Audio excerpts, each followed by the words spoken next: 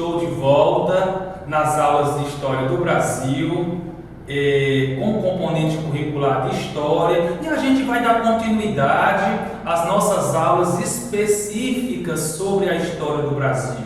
A gente iniciou falando sobre a periodização da História do Brasil, o período pré-colonial, falamos um pouco sobre o ciclo do açúcar, em seguida o ciclo do ouro, e a gente, dentro desse contexto do ciclo do ouro, a gente vai estudar hoje, falar um pouco sobre as revoltas que ocorreram no período colonial. As principais revoltas a gente vai discutir hoje. Essas revoltas, elas são conhecidas especificamente na história como revoltas nativistas e revoltas separatistas. São essas revoltas que a gente vai aprofundar um pouco hoje. Essas revoltas, elas ocorreram dentro do contexto de crise do sistema colonial. No início do século XVII, esse sistema colonial ele começa a entrar em crise, dentro daquelas demonstrações de descontentamento por parte das elites locais, dentro daquele contexto que a gente já viu, que foi o Pacto Colonial. O Pacto Colonial é um acordo entre a metrópole e a colônia, que favorecia apenas a metrópole, onde a colônia, aqui especificamente o Brasil, tinha uma série de compromissos para com a metrópole, e a metrópole não fazia um trabalho de valorizar até então a colônia. Esse descontentamento ele começa a se manifestar através das revoltas coloniais. Então as revoltas coloniais elas são divididas em duas: as revoltas nativistas e as revoltas separatistas. As revoltas nativistas que a gente vai aprofundar hoje são aquelas revoltas que ainda não tinham um cunho emancipatório, um cunho com foco de libertação, de libertar a colônia de Portugal. Eram apenas descontentamentos, não mais do que isso. Já as outras revoltas, as revoltas separatistas, elas tinham um cunho muito maior de separar o Brasil de Portugal. Isso a gente vai ver numa aula posterior. As principais causas dessas revoltas, pessoal, foram principalmente o monopólio português do comércio de mercadorias através do Pacto Colonial, preços elevados cobrados por parte da coroa, alta dos impostos, exploração colonial praticada, conflitos de cultura, conflitos políticos, conflitos comerciais entre colonos e portugueses, controle rígido através de leis, criação de leis, subjugando até então os colonos. Então todas essas causas elas desencadearam com as revoltas coloniais, as revoltas que a gente conhece como revoltas nativistas. Quais foram, professor, as principais revoltas nativistas no período colonial? Eu trago para vocês o Quilombo dos Palmares, a revolta de Beckman, a Guerra dos Emboabas, a Guerra dos Mascates e a revolta de Felipe Santos, então é conhecido também como revolta de Vila Rica, né, em Minas Gerais. Vamos iniciar pelo Quilombo dos Palmares, né? Símbolo de resistência, principalmente negra, né, à escravidão na época desse período. Então essa forma de resistência, essa revolta, ela se deu justamente por conta do contexto no qual viviam os escravos naquela época.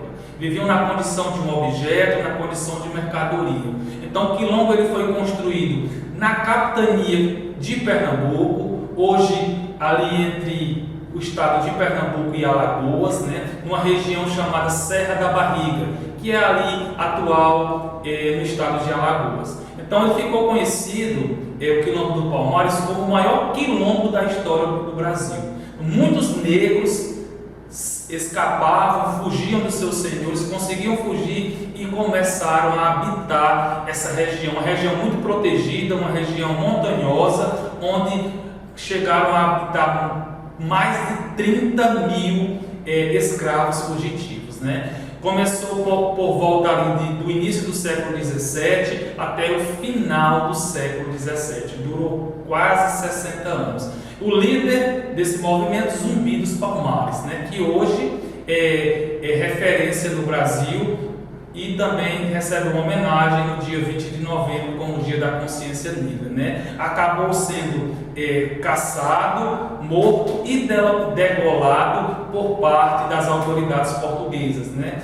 Sua cabeça chegou até a ser enviada para Recife, como símbolo da vitória dos portugueses, sob a liderança do então bandeirante Domingos Jorge Velho. Em seguida, a gente tem a revolta que ocorreu no Maranhão, né?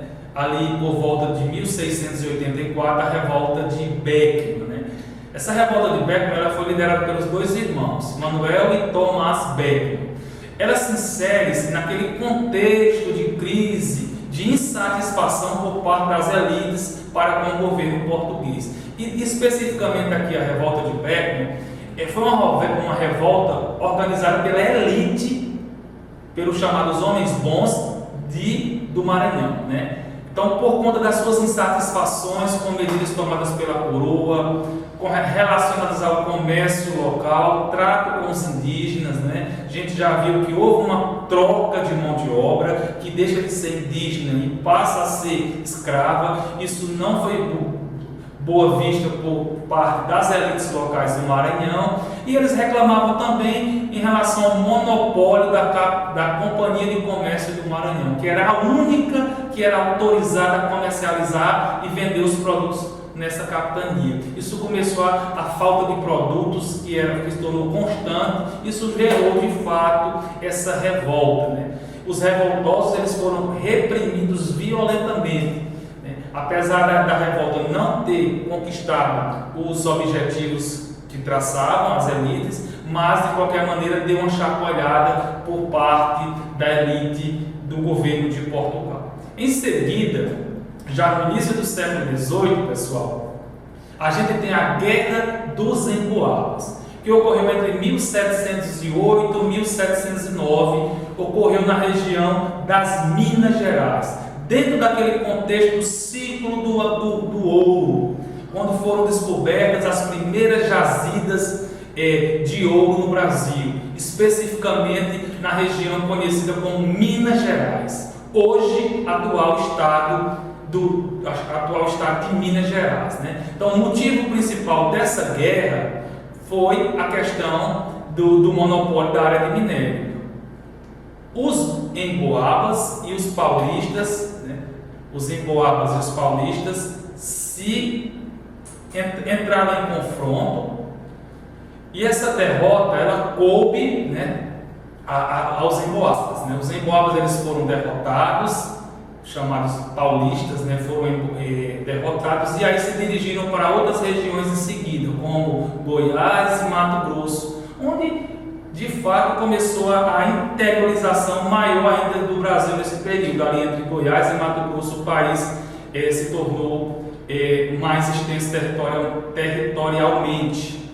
Então, essa guerra, a Guerra dos Emboabas, elas inserem-se nesse contexto do ciclo do ouro entre os emboabas, né, que eram os chamados forasteiros, e os paulistas, que queriam o monopólio sobre a exploração dessa região. Em seguida, já na capitania de Pernambuco, ocorreu outra guerra, a Guerra dos Mascates, né? Também no início do século XVIII, 1710 e 1711. Foi uma disputa política e comercial também entre Olinda e Recife. Olinda representada pelos senhores de engenho, a elite dominante da capitania de Pernambuco, versus os comerciantes que habitavam Recife. São cidades vizinhas, né? E a disputa maior era pelo poder político em Pernambuco, dentro daquele contexto de crise do sistema colonial, a crise do açúcar aqui especificamente. Então os comerciantes de Recife se tornaram detentores de muito poder, mas não tinham poder político, e eles almejavam até então esse poder político, e aí se confrontaram com os senhores de engenho representados por Olinda. Então a vitória coube aos recifenses, né, os comerciantes. As medidas foram tomadas e esse conflito terminou com a anistia dos revoltosos, que foi mais uma revolta elitista também, né? E entre um dos fatores que ocorreram com essa revolta foi a mudança da capital, que passou de Olinda para Recife, como é até hoje a capital do estado de Pernambuco. Então, essa revolta é mais uma que se insere naquele contexto das revoltas nativistas. Outra revolta que ocorreu nesse período foi a revolta de Vila Rica, em 1720. Ocorreu na cidade de Ouro Preto, né? A época chamada de Vila Rica, também dentro do contexto do ciclo do ouro. Essa revolta foi liderada pelo Felipe Santos, né? E um dos principais motivos dentro desse contexto era a cobrança incessante por parte da coroa dos impostos. Aqui, nessa revolta, especificamente o quinto, né? Que correspondia a uma parte que era entregue à metrópole. Cerca de 20% do ouro que era encontrado você tinha que entregar à coroa portuguesa. Essas medidas desagradavam boa parte da população que deu início à revolta. Então, o objetivo principal dessa revolta, a revolta de Vila Rica, ou também chamada de revolta de Felipe Santos, era extinguir as casas de fundição, onde esse ouro era datado e era entregue à coroa, e retirar de Dom Pedro de Almeida do cargo de governador até então da capitania de Minas Gerais. O desfecho, Felipe Santos foi julgado e condenado à morte, dentro desse contexto das revoltas coloniais. Então, pessoal, resumindo, as revoltas coloniais, elas foram revoltas que ocorreram no contexto de crise do sistema colonial vigente, e as revoltas nativistas vistas hoje são revoltas de descontentamento em relação à coroa portuguesa, tá certo? Então, espero que vocês aprofundem os conhecimentos sobre essas revoltas nativistas e a gente se encontra em outro momento. Um abraço a todos.